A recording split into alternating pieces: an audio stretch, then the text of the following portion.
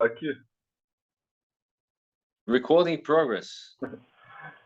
não, é legal falar. Bom, obrigado aí por aceitar essa entrevista, né? Acho que eu falei com você, não sei se você vai lembrar, né? Na época do livro do André Matos, foi, a gente conversou, Tem mais ou menos o quê? Uns 2, 3 anos, talvez? acho que foi 2020, eu acho, 2019, 2020, Ah, pode crer. acho que foi isso. Mas bom, que agora estamos num novo momento aí, né? Voltando aí da pandemia, temos aí os shows. Tá com dois shows, né? Na praça aí. Bicho, eu nem sei a quantidade de shows que eu tô atualmente, né? Porque eu tenho que gerenciar algumas carreiras, né? Eu gerencio a carreira do Detonator, eu gerencio a carreira do Detonator no Massacration e também o meu projeto solo Bruno Sutter, né? Tanto com as músicas próprias quanto o show tributo ao Iron Maiden, né? Ah, legal. Então, são vários eus dentro de uma coisa só, né? Isso é uma coisa muito, muito louca, mas ao mesmo tempo é muito especial. Então, e um deles, né, é o Fascinator World Tour, né, que começou aí, já tem alguns shows e tal. Queria saber com você como é que foi essa ideia de usar a música, né, para alertar sobre essa questão da vacinação, né, como é que foi a aceitação das pessoas e como é que é trazer esse show pro ao vivo, esse projeto, Eu né, pro ao tenho vivo. uma, eu tenho uma felicidade de ter uma carreira meio colaborativa, assim. Como eu trabalho com humor, as pessoas acabam ajudando com certas ideias que eu não fazia ideia. Então, eu fui me vacinar com a primeira dose contra o coronavírus, e aí eu postei a foto, e aí veio uma pessoa e escreveu: Aí, o Vacinator. Aí eu pensei, cara, esse nome é muito bom. Eu pensei, cara, Vacinator, cara. Aí eu, assim, fiz a música, fiz a letra, já com. Só de vir um nome na cabeça, né? Como eu trabalho com criação há muitos anos, às vezes quando você vê uma paisagem, um lugar, assim, você imagina, cara, isso dá um sketch. Então, nesse caso, o nome já me deu a ideia da música toda, né? Então, eu fiz a música, fiz o clipe tudo em casa, porque era a época ainda de clausura, né? E aí eu peguei um chroma key, montei tudo, fiz a música e ficou muito legal. E aí virou o nome da turnê. Todos os shows do Detonator Solo são os shows da Vacinator World Tour. O último foi agora em Porto Alegre, nesse último final de semana, que foi muito bacana. O pessoal jogou a mão. O Detonator, ele é um personagem, eu não digo que ele é um personagem, porque ele existe. Não posso falar personagem, senão o Detonator fica puto. O Detonator é uma figura muito especial, porque ele lida com várias faixas etárias, né? Tanto criança, né, com as músicas direcionadas mesmo, quanto o público mais adulto, no caso do Massacration, né? Então, o Detonator ele tem um leque muito grande de possibilidades, né? Sim. Ah, eu achei muito legal, assim, né, essa ideia, mas eu vi na época, assim, o pessoal, uma parcela, né, do público falando assim, tá lá querendo surfar na onda da pandemia, não sei o quê. Você chegou a ver essas críticas, assim? Cara, o pior é que eu não cheguei a ver, mas eu acho que a gente tem que retratar a nossa realidade de uma maneira bem, assim, real mesmo. Porque o que existe dentro do heavy metal? O heavy metal é um grande folclore, no final das contas, né? Porque os temas que são abordados dentro do heavy metal clássico são coisas mais místicas, né? E é mais difícil você ver temas atuais sendo retratados dentro do heavy metal clássico, né? Você vê dentro de alguns segmentos de metal mais de protesto, né? Como Rage Against the Machine, coisas assim, que falam sobre a realidade. Então, esse pessoal que tem essa cabeça, não é que eu estou pegando, surfando na pandemia, eu estou retratando uma realidade. Sim. E às vezes as pessoas não têm a consciência disso, né? Quando a pandemia começou, eu fiquei extremamente deprimido, porque eu fiquei isolado dentro de casa e tudo, e eu fiz a música Pandemia retratando o que eu estava sentindo, que você não podia mais tocar nas pessoas, você não podia mais sair de casa, você não podia fazer nada, você ficava preso. E eu fiz o clipe da música tudo dentro de casa, porque era uma coisa que eu estava vivendo, né? E acredito que essas críticas elas vêm de pessoas que não acabaram não pensando que realmente a gente estava passando por um problema e que isso pode ser retratado numa música. Não é questão de você surfar uma onda, É. é questão de você retratar a realidade. Se a realidade é a onda, então que seja, é isso mesmo. Você tocou nesse ponto aí de que o heavy metal ele fala às vezes sobre temas muito que não são tão conectados com a realidade, né? Assim, 100%, tipo, sei lá, tem música sobre fantasia e tudo mais. E aí eu já vi Sim. gente falando assim que esse seria um dos motivos de por que o rock e o heavy metal não conseguem se conectar com a juventude hoje em dia. Como é que você vê esse cenário? Assim? Você acha que o que precisa acontecer para o rock voltar a se conectar assim, com a juventude? Eu acho que esse é um ponto bem interessante que você tocou, Gustavo, porque é verdade. Outros estilos eles são muito mais conectados com a realidade, como o rap, sabe? O próprio funk em certas nuances, né? Retratam, cara, o que a realidade da periferia exprime, né? E o heavy metal é isso, é meio aquela fantasia, essa meio desconexão. Mas uma coisa que veio para ajudar ultimamente são os seriados, né? Tipo Stranger Things, por exemplo, Nossa, Cobra Kai.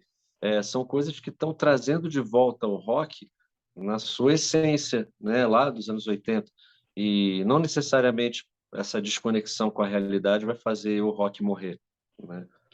Muito pelo contrário, às vezes falta um pouco de tanta realidade na nossa cabeça que às vezes é interessante você dar uma esparecida, sabe? Então, eu estava vendo que, por exemplo, uma música como Master of Puppets é a segunda música mais tocada de rock no mundo atualmente, por causa do Stranger Things. Então, tem certas coisas midiáticas fora do rock que acabam colocando de volta o rock e o heavy metal em um destaque, né? E no meu programa de rádio que eu tenho mesmo na Kiss, eu separo um dia da semana para as crianças pedirem música. legal. E ultimamente, cara, muita criança tem pedido Metallica por causa do Stranger Things, sabe? Então acho que é um papel bem bacana das séries, que acredito que sejam pessoas que gostam, que curtam rock e que hoje só as que assinam o cheque, né? Então essas pessoas sentem saudade, sentem falta disso. Sim. E você acha que além das séries também tem essa questão das redes sociais, do TikTok, esses desafios que viralizam, e aí usam um trecho de alguma música de rock, né? Teve até uma vez que foi do Fleetwood Mac, né, que viralizou recentemente. Recentemente não, tem uns meses aí. Você falou que lida muito com crianças, tem adolescentes. Você vê esse fenômeno do TikTok realmente como algo que está mesmo assim, inserido já dentro com essa relação com o rock e tudo mais? Com certeza, cara. Eu tenho certeza que sim. O TikTok é uma plataforma que dá espaço para todo mundo. Se você pega uma pessoa que faça um vídeo bem criativo, com uma trilha sonora que já está esquecida há muitos anos, ela pode ressuscitar, né? No caso da Kate Bush, por exemplo, né? É, Também por causa do Stranger Things e coisas do TikTok. Até coisas atuais, tipo o Ghost, né? Que é uma banda, ok, conhecida, mas graças a um meme lá da Mariana Cross, a música é atualmente a música mais tocada de heavy metal no mundo por causa do TikTok, né? muito Então, doido. assim, para as pessoas que são mais velhas, sabe, que têm essa resistência ao TikTok, às redes sociais, não façam isso, porque vocês realmente estão perdendo o bonde de uma forma muito grande. É muito importante a gente estar conectado, estar antenado, porque as redes sociais elas têm tanto as suas maldições quanto as suas bênçãos, porque você tendo uma ideia criativa, você pode, sem muito custo, até sem custo algum, fazer sucesso, sabe? É só você ter uma mente criativa e um pouco de sorte. Pois é. E Assim, Bruno, eu vi uma outra entrevista você comentando que você decidiu assim meio que abandonar um pouco a carreira de humorista, assim, né? Focar mais na música, assim, né? Porque muito por causa dessa questão de que o humor hoje em dia está sendo muito vigiado, né? Tem essa coisa do cancelamento, né? Eu É. queria que você comentasse um pouquinho sobre como é que você vê essa questão, assim, hoje em dia, se você, de repente pensa em voltar ou ainda está ainda com isso muita flor da pele, assim, ainda está com esse sentimento meio receoso, assim, ou ainda, não sei, o que você acha daqui para frente, assim, da sua carreira de humorista? Na verdade, eu nunca abandonei, nunca vou abandonar a minha carreira de humorista. Eu posso arrefecer isso, sabe? Focar um pouco mais na música, mas o humor é uma coisa que nunca vai me abandonar, né? Por exemplo, eu participei de um reality show da Rede Record alguns meses atrás, que não tem como eu abandonar o humor, né? Eu fiz coisas lá engraçadas porque é da minha personalidade. Muita gente entendeu, muita gente não entendeu. Mas eu quis fazer uma coisa que eu nunca vi um humorista fazer no reality show, que é exercer a profissão. A maioria dos humoristas que eu vi em reality show ficavam tristes, cabisbaixos, meio cozidos, assim. E não, eu quis mostrar um alto astral, quis estar sempre bem, tentei fazer isso o máximo. Quando eu vou fazer o meu programa de rádio, eu estou sempre embutindo, sem querer, um clima leve, não piadas, mas fica um programa engraçado, sabe? Sim. Agora, eu querer exercer mesmo a profissão de humorista, de criar esquetes de humor para televisão, ou para rádio, ou para internet, isso é uma coisa que eu realmente não tenho feito. Prefiro não fazer, porque além de eu já fazer isso há mais de 20 anos, eu gosto de ter uma novidade sempre, sabe? E depois de você escrever esquete de humor por 20 anos, tá bom, né? Tá bom. Agora eu prefiro utilizar o conhecimento que eu obtive durante esses anos todos para fazer outras coisas relativas ao humor, como as músicas do Detonator, as músicas do Massacration, o meu programa de rádio, essas canchas, esses insights que eu tenho de humor para uma coisa um pouco mais em cima do improviso, para coisas que eu faço ao vivo, do que esse trabalho engessado de criação de esquetes de humor. Isso é realmente uma coisa que já cansei um pouco de fazer. Né, e você comentou desse reality show, né, do A Ilha, que você participou, né? Pô, eu queria que você comentasse como é que surgiu esse convite, como é que foi essa experiência, algo que você possa destacar, assim, que você se surpreendeu lá dentro. Eu já fiquei impressionado de eu ser convidado para fazer um reality show, né? Porque um metaleiro para fazer um reality show, sei lá, eu achei curioso. Mas eu tenho um programa que eu participo lá da Record chamado Canta Comigo, que eu sou jurado lá desde a primeira temporada, e lá eu consegui um certo destaque. Acho que justamente pelas tiradas que eu tenho para falar dos candidatos e tudo, e é tudo do núcleo de realities, né, da Record. E isso eu acho bastante bacana deles, porque as pessoas que têm as pessoas que têm um certo destaque tá, tá, tá acontecendo uma obra aqui em casa. As pessoas que têm destaque nos reality shows, elas têm elas ganham um certo crédito.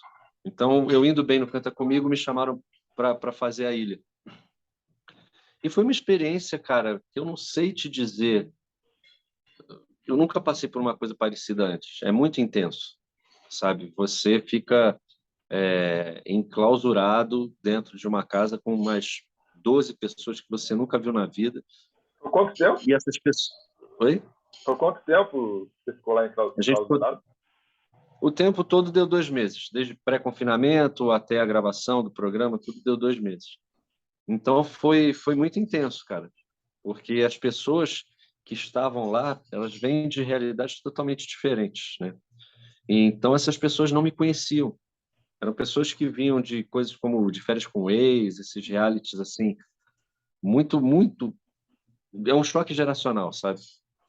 E as pessoas que eram mais velhas que já não conheciam o meu programa, como a Solange Gomes, enfim. Então essas pessoas não sabiam qual era o meu trabalho. Então foi um choque bem grande, assim, tanto para mim quanto para eles, porque eu também não conhecia ninguém. E esse meu jeito, assim, muito debochado de ser, zoeiro, as pessoas lá não entenderam muito bem isso. A própria apresentadora do programa, ela me odiava, cara. Eu ficava fazendo zoeiro o tempo todo. Então E isso tava foi muito terror lá. curioso. De uma certa forma, sim. Mas, ao mesmo tempo, nunca desrespeitei ninguém lá, fui eu mesmo. Mas as pessoas não entendiam. Pô, por que que ele está fazendo esses VTs, esses personagens? Porque eu sou assim na vida real, cara. Às vezes eu tô aqui Você conversando contigo, eu vou zoar. É normal, meu. lembra algum E episódio aí desse que você possa lembrar agora, tem um exemplo, assim, de que você fez lá, o pessoal não entendeu muito bem? teve logo no primeiro dia, é, eu tinha que, junto com os meus colegas de reality, a gente tinha que definir uma pessoa que era fraca, uma forte e uma dúvida. Isso a gente tinha que falar, a gente tinha acabado de se encontrar, a gente tinha acabado de se conhecer em uma hora de convivência.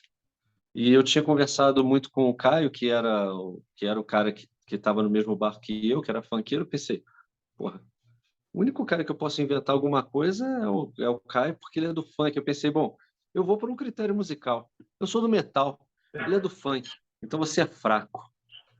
Porra, já deu merda já de cara, assim. Tipo, preconceito com a música. E nem era para zoar o cara, sacou? Que a gente tinha Sim. criado uma intimidade, assim, rápido. Eu fui zoar ele, aí acabou que veio aquele negócio. Esse cara tá zoando toda uma comunidade, não sei o quê. Uma outra foi quando tinha uma prova que a gente tinha duas vidas cada um e quem perdesse as duas vidas primeiro morria. Pô, e me tiraram primeiro. Pô, morri, né? Eu me joguei no chão, fiquei com a cara na areia 20 minutos, assim. E o pessoal não entendia, né? Tu via as fotos de divulgação, todo mundo sério, assim, na prova, e um corpo morto. Era eu, assim.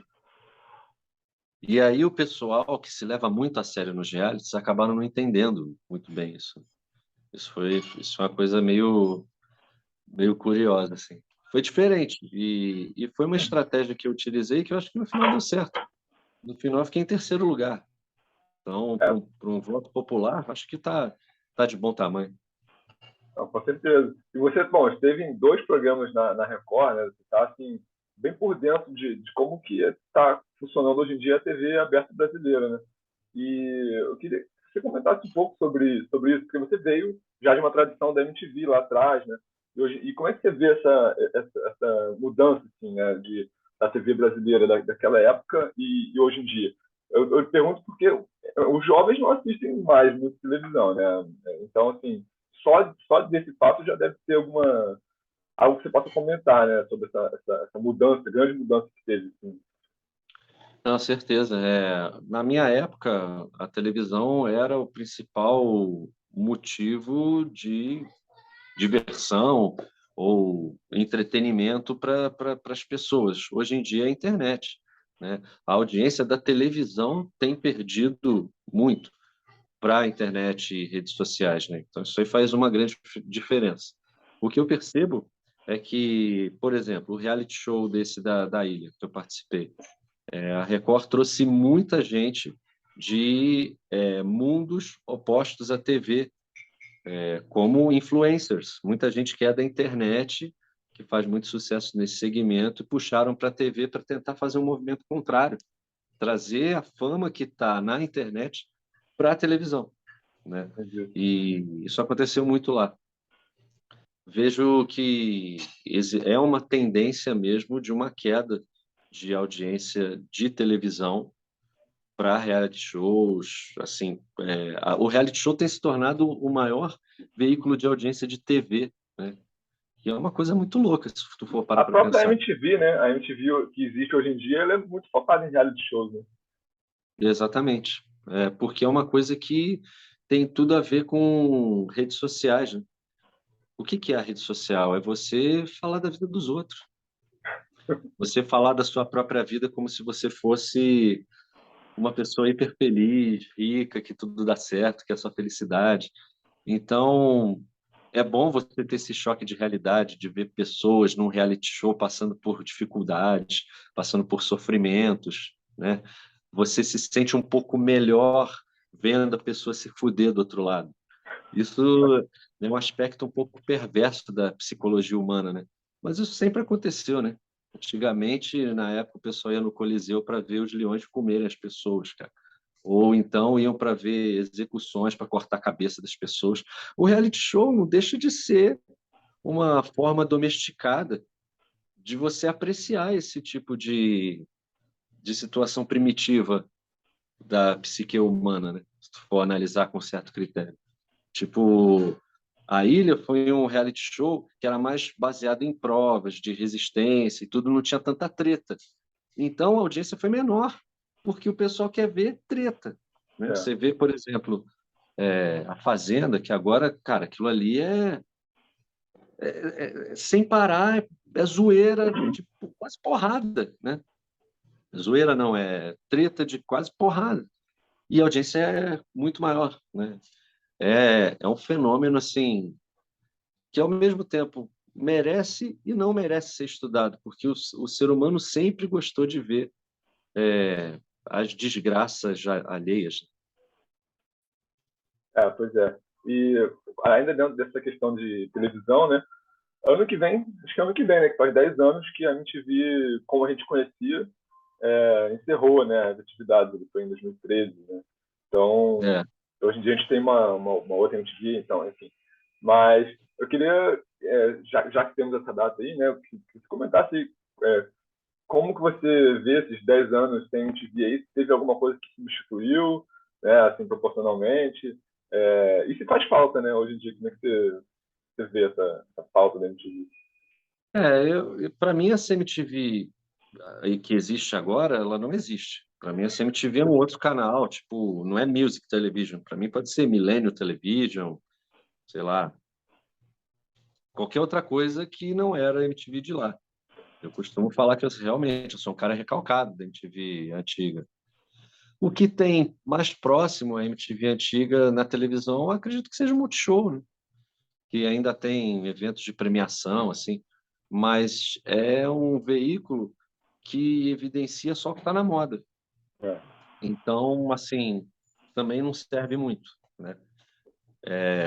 Eu acredito que a música dentro de plataformas como televisão, com o fim da MTV, se extinguiu também. Não existe espaço para a TV para outros estilos musicais que não sejam o pop mesmo. Então, sim, eu acredito que a gente está há 10 anos órfãos, somos órfãos de cultura musical abrangente dentro da televisão. tipo, na época da MTV, você tinha ali uma grande emissora que, vamos dizer assim, ditava ali, né?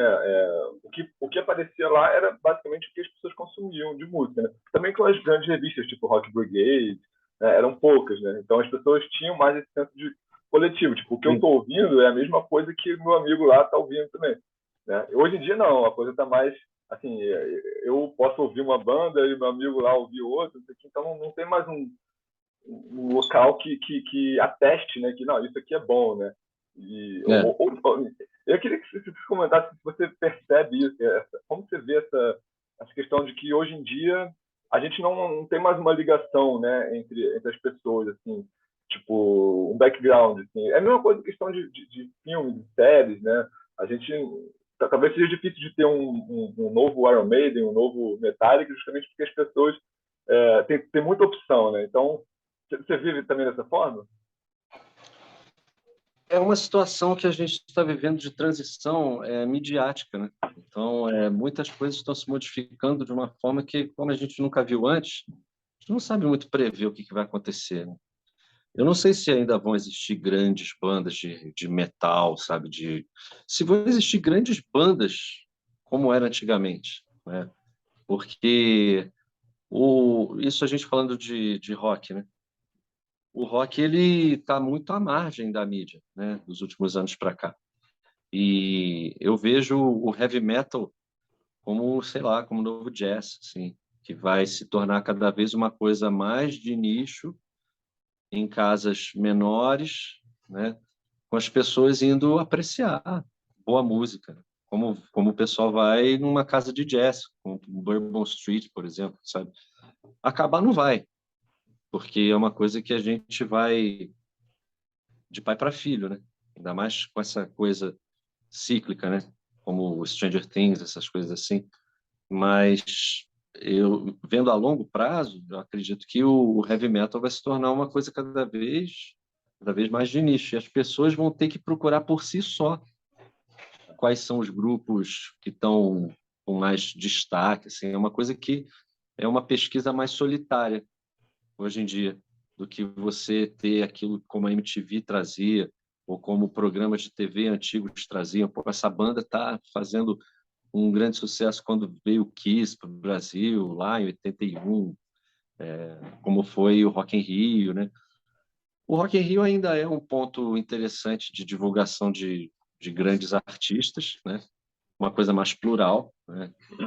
E, assim, muita gente tem essa ideia de que o Rock in Rio não é mais rock. O Rock in Rio nunca foi um Ó, evento ótimo. exclusivamente de rock, de heavy metal, nunca foi.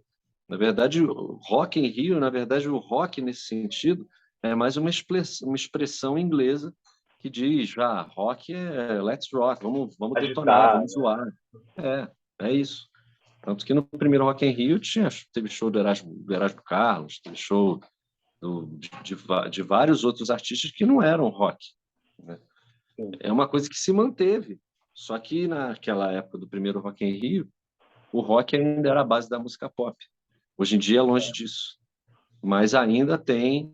O Rock in Rio é um evento plural que trata de todos os estilos musicais, inclusive o rock e o heavy metal. Não, pois é. E É que assim, tem muitas coisas, Gustavo, que o público de heavy metal mais antigo não entendem que é tudo relativo a mercado, é tudo relativo à grana. Eu vejo uma quantidade absurda de bandas que mandam mensagem para mim pedindo para tocar no meu programa de rádio. Tipo, quebra o meu galho, toca aí minha música.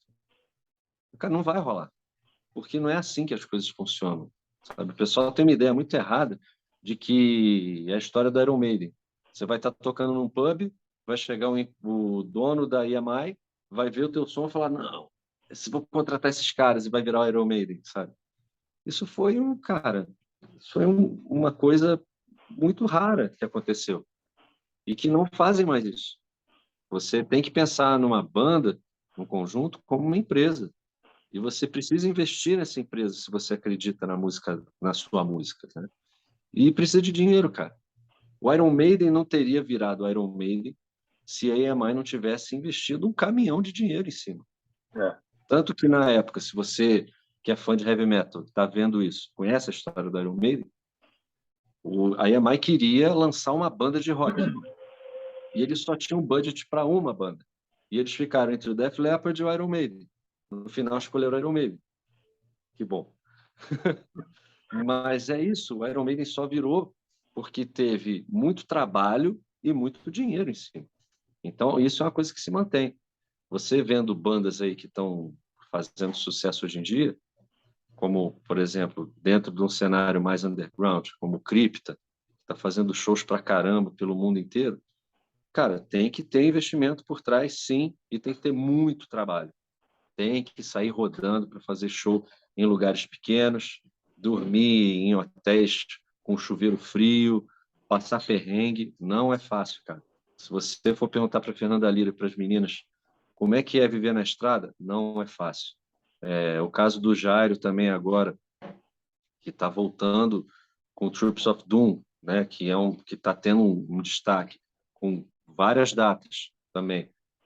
Cara, é trabalho duro, trabalho pesado. Não acredite você que você vai pegar, vai fazer uma demo em casa e vai pegar um CD branco e falar, toca aí. Não, não é assim, cara. Não é assim que a banda toca. Tem que ter muito trabalho em cima. não, é verdade, cara, é indústria, né? Mas enfim, Bruno, eu queria falar um pouquinho agora sobre o Massacration, né? Que é um braço aí da sua carreira que é bem, assim, conhecido da galera. Você voltou também a alguns shows, né? Sim. E Assim, aqui no Spotify, né, eu tava dando uma olhada lá, a música com mais streaming, né, do Massacration é a Metal is the Law, né, aquela lá bem clássica, assim, bem famosa. Aham. Eu queria que você comentasse com a gente um pouco sobre essa música, assim, tipo, como é que foi, o que você lembra da criação dela, onde é que vocês estavam, como é que... Se vocês logo que criaram já viram que ia ser uma música, pô, famosa, com sucesso. Cara, a criação das músicas do Massacration na primeira fase era hiper divertido, porque era assim, vinha o Fausto, Marco Antônio e eu, juntávamos nós três num estúdio. O Fausto ficava na guitarra, o Marco no baixo e eu ficava na bateria e na voz. Igual roupa nova, assim. E aí a gente se encontrava e aí a gente fazia a música igual antigamente. Não tinha nada pré-pronto, o Fausto chegava, tocava um riff e aí eu ia acompanhando na bateria, fazia uma melodia de voz em cima e ia embora, né? A Metal is the Law, a gente estava no estúdio aqui em São Paulo e aí a gente acho que a gente estava falando alguma coisa sobre, não sei se era Olimpíada, coisa da seleção de vôlei que fazia os jogos lá, não sei o quê. E aí tinha aquele canto que a pessoa ficava, ai, ai, ai, ai, ai, ai, ai, ai, ai, ai, em cima, embaixo, e puxa e vai. A gente ficava falando, caralho, que troço escroto, cara. Essa coisa do pessoal fazendo juntinho, tudo sincronizado, sabe? Brega pra caralho, sabe? Aí a gente falou disso e aí o Fausto, pô, vamos fazer isso aí então dentro. E aí nasceu daí a ideia da Metal is the Law. O Massacration sempre pensou em fazer música, não pela música em si, como uma coisa séria. Sempre tinha que ter alguma piada musical, alguma coisa que chamasse a atenção das pessoas para dar uma risada. Porque a ideia do Massacration sempre foi entreter de uma maneira divertida com heavy metal, né? Então, a Metal is the Law foi assim, ou então quando a ideia é uma coisa mais em cima da letra, como a Metal Bucetation, né? Cara, o Massacration é uma parada muito especial, cara, porque é a junção da música com o humor, e essa música é heavy metal, cara. É uma É. coisa que, poxa, eu amo desde criança. E a gente conseguiu fazer isso, transformar a nossa profissão de humorista em uma banda de heavy metal, sabe? Então, o Massacration, cara, é um orgulho que eu tenho que não cabe no meu peito, assim, de ter essa longevidade tamanha, né, por mais de 20 anos, né? Os shows que a gente está fazendo dessa última turnê, que a gente começou agora, cara, tá lotando tudo. A gente fez um show em Curitiba na Ópera de Arame, cara, que é um ponto turístico lá de Curitiba e uma casa de shows ao mesmo tempo. E tava lotado, sabe? Num patamar, assim, dentro do universo de heavy metal, absurdo, né? Sim. E isso, cara, é muito maneiro, muito legal. E assim, as músicas do Master Crush, elas, como você falou, né, tem essa pegada de humor e tal, assim. E hoje em dia, você olhando para trás, assim, você acha que elas envelheceram bem? Alguma delas você olha meio torto, assim? Ou você acha que, pô, é fruto da época, não tem como, são coisas diferentes?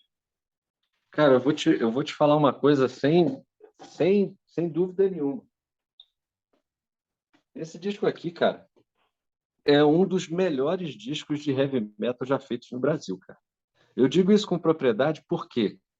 Porque eu não sou Detonator. Então eu falo como se estivesse de fora. Esse disco aqui, cara, se você for parar para ouvir, ele é muito maneiro.